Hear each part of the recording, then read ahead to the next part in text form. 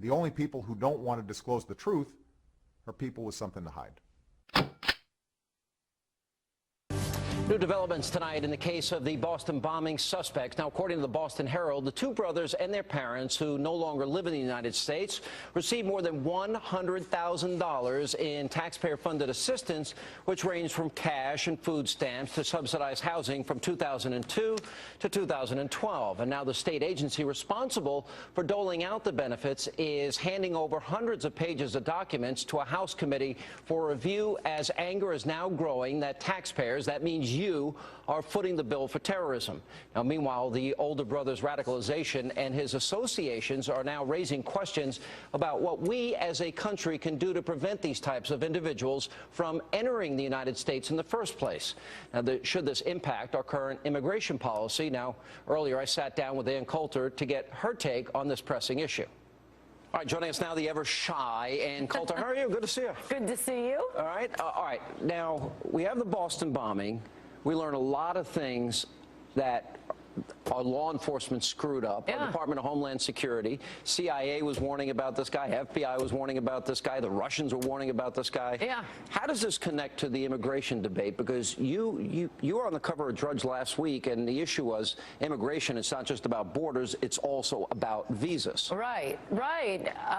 Well, as I've mentioned before, Teddy Kennedy's 1965 Immigration Act was specifically designed to bring in mostly third world immigrants and to block immigrants from the countries that we've traditionally taken immigrants from, with a made-up America, i.e. Europe, heavily Europe, and so I went through recent mass murders committed by immigrants who come here, can't make it in this country. They're angry at the country and lash out at Americans.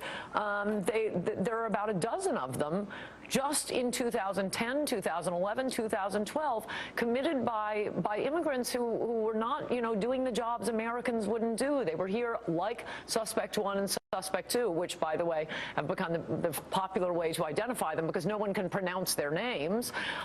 They're here. The family's on welfare. The suspects are on welfare.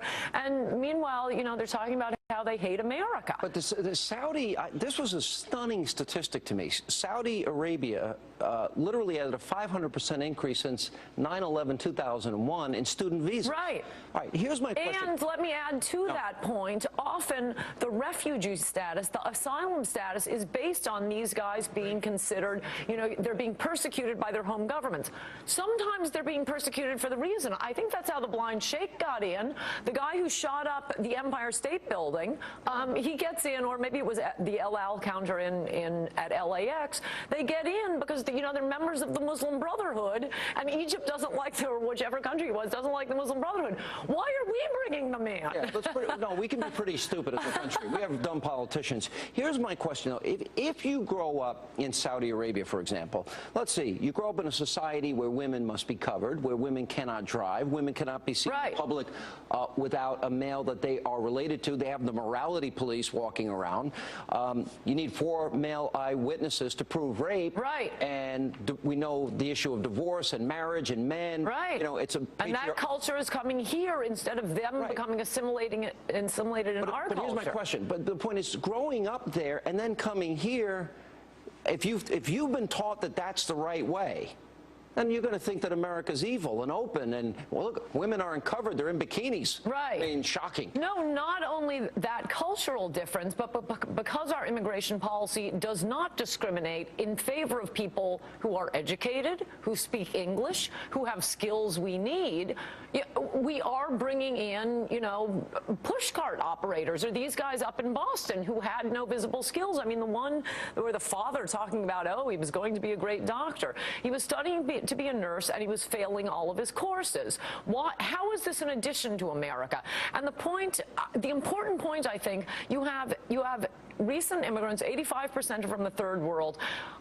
More than 60% of them need government assistance. Now, the amnesty advocates, like Rubio, will say, but it's only 30% more than the native-born Americans. My point is, 0 immigrants should be collecting government assistance. If you are collecting government assistance, it seems to me, can't we all agree you are not the kind of immigrant we need in America here? 0 immigrants should be committing mass murder. If you grow up in a society that has Sharia law as its basis in law, you have been indoctrinated into a system that is totally, completely, and utterly contrary to our Constitution and our way of life. Yes. Are we making a mistake by just assuming, oh, everybody's inherent, natural, God-giving desire to be free will transcend whatever cultural mores you were indoctrinated into? You're absolutely right.